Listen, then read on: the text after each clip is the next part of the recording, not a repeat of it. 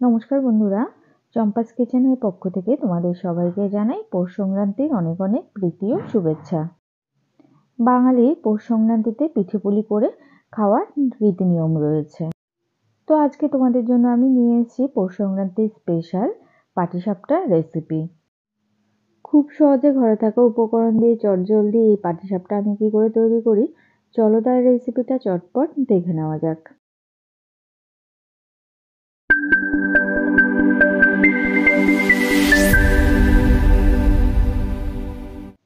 সবার প্রথমে একটা মিক্সিং বোলের মধ্যে নিয়ে নিচ্ছি 1 কাপ চালের গুঁড়ো, দিচ্ছি 1/2 কাপ পরিমাণ ময়দা আর দেবো 1/2 কাপ সুজি, 1/2 টিস্পুন দিচ্ছি নুন, আগে থেকে জাল করে ঠান্ডা করে রাখা 1 কাপ গরুর দুধ দিয়ে দিলাম, 2 টেবিল স্পুন চিনি দিচ্ছি। চিনিটা অবশ্যই নিজেদের স্বাদ বুঝে ব্যবহার করবে। আমরা যেহেতু একটু কম মিষ্টি খাই সেজন্য চিনির পরিমাণটা কম দিলাম।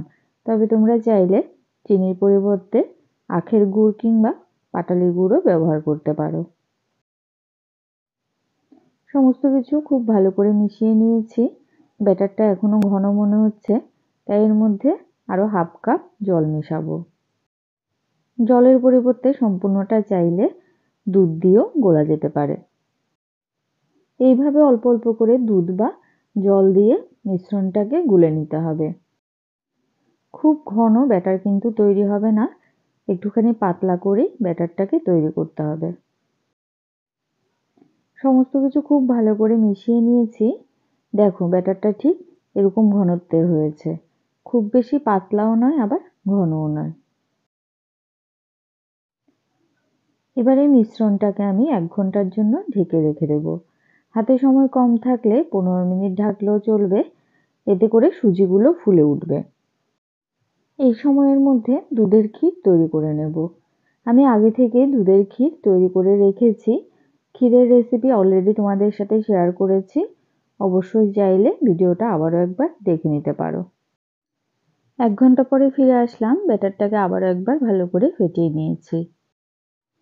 এবারে গ্যাস ওভেনে তাওয়া গরম করে নিয়েছি, এর মধ্যে সামান্য রিফাইন্ড অয়েলকে এবারে ব্রাশ করে নেব।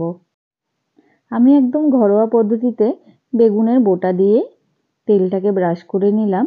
ব্যাটারটাকে আবারও একবার ভালো করে ফেটিয়ে 1 হাতা ব্যাটারকে ঠিক এইভাবে তাওয়ার মাঝ বরাবর দিয়ে দেব। ভিডিওতে যেভাবে দেখাচ্ছি ঠিক এইভাবে একটা গোল হাতার সাহায্যে যেভাবে ধোসা বানায় এভাবেই ব্যাটারটাকে তাওয়ার চারদিকে ছড়িয়ে দেবে। তারপরে 30 থেকে 40 সেকেন্ড অপেক্ষা করার পরে যখন দেখবে রুটিটা কাঁচা অবস্থা থেকে কালার চেঞ্জ হয়ে একটু ঘিয়ে কালার হয়ে গেছে, তখন এক সাইডে ক্ষীরের পুরটা দিয়ে দিতে হবে। দেখো ক্ষীরের পুরটা একটু নরম নরমই রেখেছিলাম, রুটির একটা সাইডে লাগিয়ে দিয়েছি। এবার খুন্তির সাহায্যে হালকা হাতে এটাকে রোল করে নেব। লো ফ্লেমে 1 মিনিটের মধ্যে কিন্তু দেখবে একটা পাটিসাপটা খুব সুন্দর করে তাওয়া থেকে উঠে আসবে। ঠিক এইভাবে খুন্তির সাহায্যে একটুখানি চেপে চেপে দেবে, এতে করে দু সাইড থেকে পাটিসাপটাটা খুব সুন্দর করে সেদ্ধ হয়ে যাবে। আমাদের প্রথম পাটিসাপটা তৈরি হয়ে গেছে, ঠিক একইভাবে আমি বাকি পাটিসাপটাগুলো তৈরি করে নেব। আমাদের চ্যানেল চম্পাস কিচেনের রেসিপিগুলো যদি তোমাদের ভালো লাগে তাহলে অবশ্যই চ্যানেলটাকে সাবস্ক্রাইব করে নেবে এবং পাশে থাকা বেল আইকনটাকে প্রেস করে দেবে।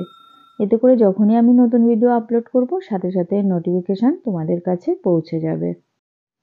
কথা বলতে বলতে এদিকে দেখো দ্বিতীয় পাটিসাপটাটাও কিন্তু তৈরি হয়ে গেছে। একবার তেল ব্রাশ করে মোটামুটি তোমরা 3 থেকে 4টে পাটিসাপটা তৈরি করে নিতে পারবে। দ্বিতীয় পাটিসাপটাটাও হয়ে গেল। ঠিক একইভাবে সামান্য তেল ব্রাশ করে নিয়ে আমি পরের পাটিসাপটাগুলো তৈরি করে নিচ্ছি। তো বন্ধুরা, সহজ সরল ঘরোয়া পদ্ধতিতে তৈরি করা ক্ষীরের পাটিসাপটার এই রেসিপিটা তোমাদের কেমন লাগলো অবশ্যই কমেন্ট করে জানাবে। ভালো লাগলে লাইক করবে আর তোমার বন্ধুদের সাথে ভিডিওটাকে শেয়ার করতে কিন্তু একদম ভুলবে না।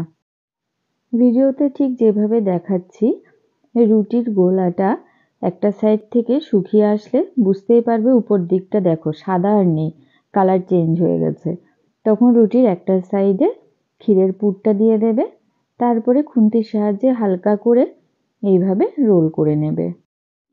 রুটিটা কাঁচা থাকা অবস্থায় কিন্তু উল্টাতে যাবে না, এতে করে রুটিটা ছিঁড়ে যাবে আর দেখতে কিন্তু তখন ভালো লাগবে না। তো বন্ধুরা, আর দেরি না করে চটপট রেসিপিটা ফলো করে এরকম ধবধবে ক্ষীরের পাটিসাপটা তৈরি করে নাও। আর দেখবে বাড়ির বাচ্চা থেকে বড় এক নিমেষেই তোমার তৈরি করা পাটিসাপটা ফিনিশ করে দেবে।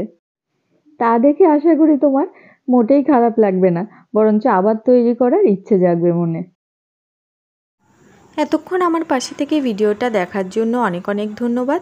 ভালো থাকবে, সুস্থ থাকবে। পরের ভিডিওতে আবার দেখা হবে। বাই।